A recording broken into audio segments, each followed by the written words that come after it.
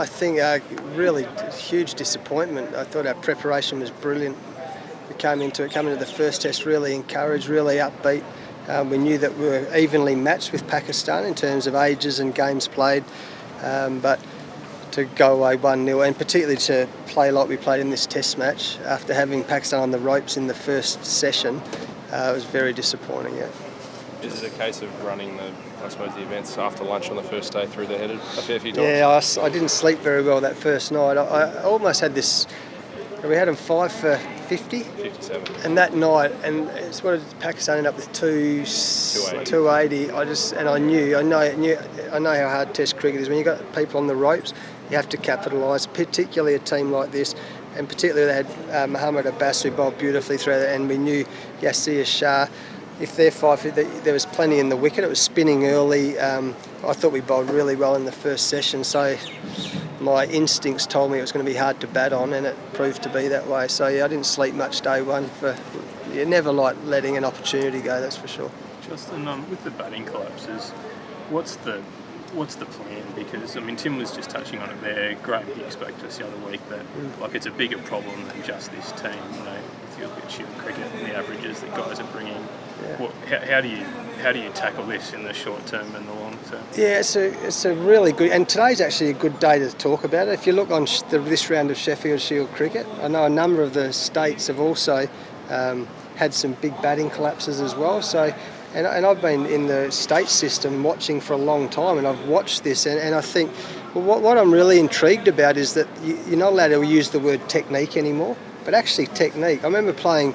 This is not for your camera, but Lindsay Stevens, the golfer. I remember having dinner with him, and everyone says it's all mental, it's all about the mental side of the game. And I thought, that's interesting, yeah, that's what everyone says.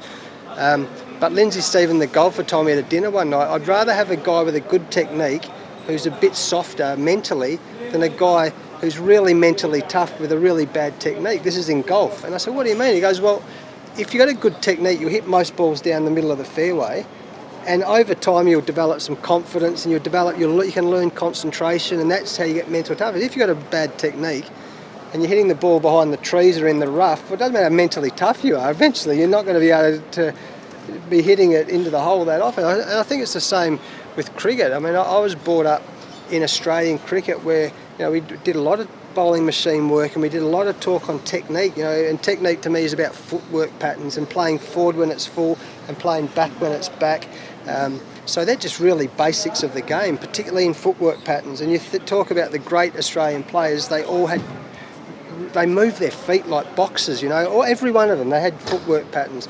And then from there you have the skill of run scoring ability. So, and it's a really important thing. So the technique's really important, and I think now there's a lot of talk because of white ball cricket that you have wide stances and you just stand and deliver. Well, that's okay, but even in T20 cricket or one-day cricket, and most certainly first-class cricket or Test cricket, when the ball starts moving around, if you don't move your feet, then you're going to come unstuck. And I think that's something that we all have to, in Australian cricket, we have to work. There wouldn't be a state coach out there who would be saying it's all rainbows and butterflies out there after this weekend's cricket, because of the collapses. So there's certainly some focus that we have to have. As we see this week, we've got to work out we've got a test match here or first class cricket, then we've got some T20s coming up, and then there's some one-dayers. So the schedule is what it is. But in terms of that, the great players are able to adapt, and most of them got a good batting technique and the skill of scoring runs. So we can't sugarcoat it any longer, I don't think. We've got to, if I'm a young batsman in Australia, it's a pretty exciting time. If you work really hard on your basic game and you learn how to make runs, then there'll be huge opportunities in the Australian cricket team. Justin, Sean Marsh is obviously having a bit of a slump at Test level. Do you want him to play as many Shield games as possible before the summer, or do you back him in the ODIs, given that he's obviously in form in that format as well? It's a really good. Sauce has obviously had a poor series, and he knows that. I mean, you can see it in his face. He knows he had a poor series. So then you get the balancing out right as a selector. On merit, he has to play the one-dayers. In his last 5 one-day internationals for Australia, he scored 200s. So you've got to be fair. And you've got to reward people for performance. On the flip side of that, by playing the one-dayers, then he might not play Shield cricket. But having said all that, to me, runs are the currency of value. Whether you're making them in T20 cricket or one-day cricket or Sheffield Shield cricket or Test cricket, the only currency of value are runs. That's just the truth of it. So there's a balancing act there. And we usually talk about it with our fast bowlers, how we get manage the bowlers. But it's the same with our batters now. We've got to manage it, but the message has been since day one that you've got to be a good bloke and you've got to score runs. It cannot be a more simple message than that, and that will continue whether you're playing white ball cricket or red ball cricket. So, time will tell. I would say Sean will play the one-dayers because it's hard to leave him out because he got 200 in his last five innings, and you've got to be fair. One thing about selection, you've got to be consistent and you've got to be fair. So I think you consider Sean's one thing, but you consider other players as well, not playing them if they're in the first choice right ball team, not playing them in that? No, probably not, Louis. I reckon you've got to pick your best T20 side. You've got to pick your best wonder, because if you ask the players, they want to play for Australia, right? They want to play international cricket. That's what they love doing. They like playing for their states, but you love playing international cricket. That's what we're doing. So we've got to pick our best T20 side. Obviously, there might be some management of some of our bowlers, for example, and then you've got to pick your best one-day side and your best Shield side, and then when it comes to your best Test side, and that's how the selection should be. Justin, Sean and Mitch both had very good Ashes series at home last summer, batting in the 5 and 6 positions. They moved up the order in this series, albeit in different divisions, and it didn't work out. I mean, are you looking ahead to the home Test summer, not just personnel but batting positions in terms of best fit at home? Yeah, it's been one of the challenges we've had, because if you take Bancroft out, who was the opener, and all of a sudden all shuffles, and then you take David Warner out, then you had Usman Khawaja batting at 3, and then you had Steve Smith. You take those 3, and we always knew this was going to be a challenge. You take 3 batters, two outstanding players, and a young guy like Bancroft who was just finding his feet. Of course, we had to shuffle it. And then Matt Renshaw, we knew straight up, I've said it before, he didn't play because he hadn't played any cricket. So then, and Marsh had shown some signs in the Australian A and with his all-round stuff. So. We were going to be challenged with that, and then of course Uzi. Then we've got to shuffle them back up there. I mean, we've had our challenges. We've had challenges through suspension, challenges through injury. But again, if you're playing in the Australian, you've got to grab your opportunity, don't you? Sometimes you might have to bat out of your spot, but that's the business we're in. Justin, aside from Uzi, obviously, if he gets up, how many players from this top 6 are any of them locked in for the next match? I mean, how open are the? Yeah, we're in a much different stage of Australian cricket history, aren't we? Usually, you guys have heard me say it before. It's usually harder to get out of the side than it is to get into the side. It used to be a beautiful thing.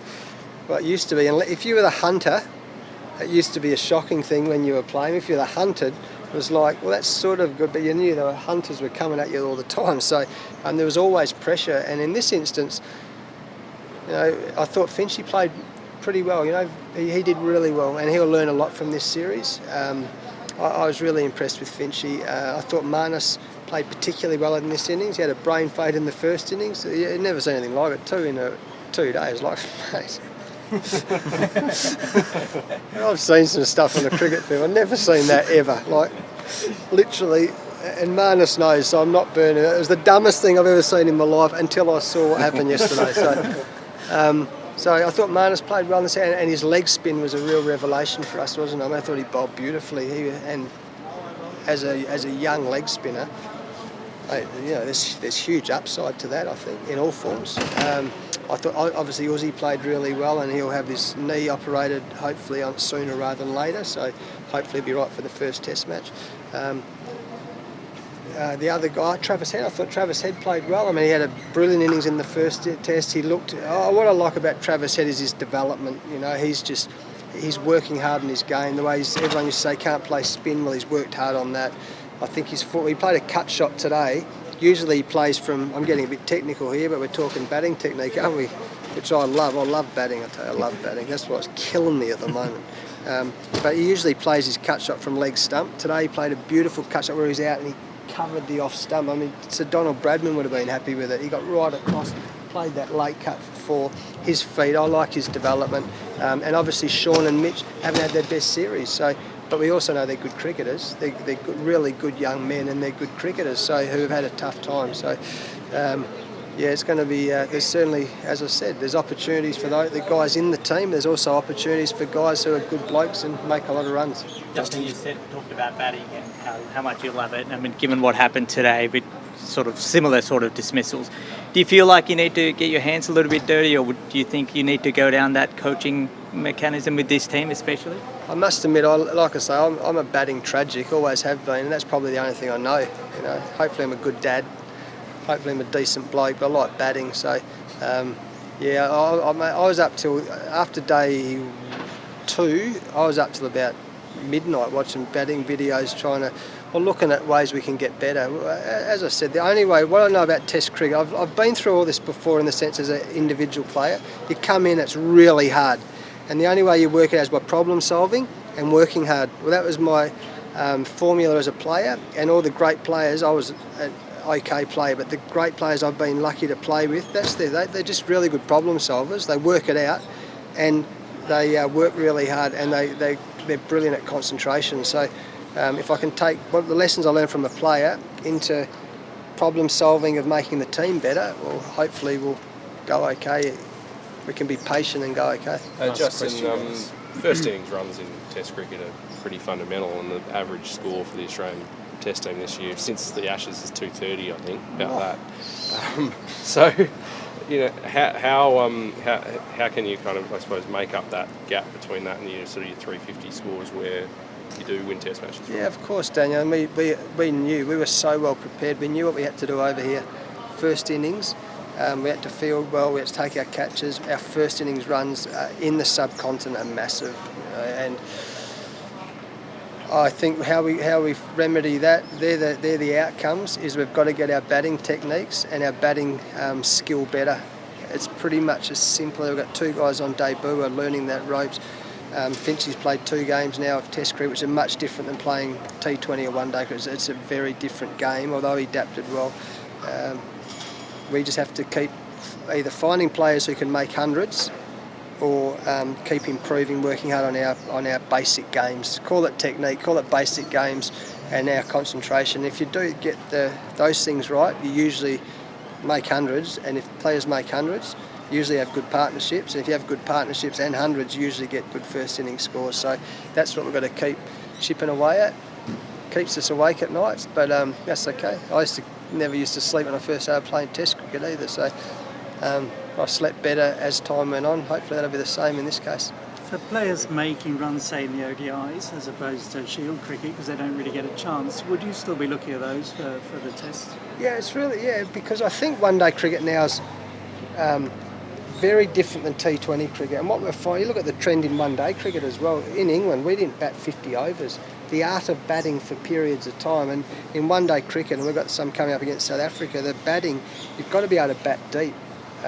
So if players can, Aaron Finch is a perfect example. You know, we picked him from really being the best T20 player in the world because he can make hundreds. He's showing he can make hundreds. He can make hundreds in one-day cricket. So yeah, we'll look at all that, and it'll become, when it comes to picking the first Test match against India, we're going to be, mate, it's a daunting challenge, isn't it, really? So but that's okay. That's what we're about, and we can only do what we can do. So if they're playing the 3 one-dayers, usually the T20s and the Test teams are a bit apart, besides Finchy at the moment. So yeah, we can only do what we can do.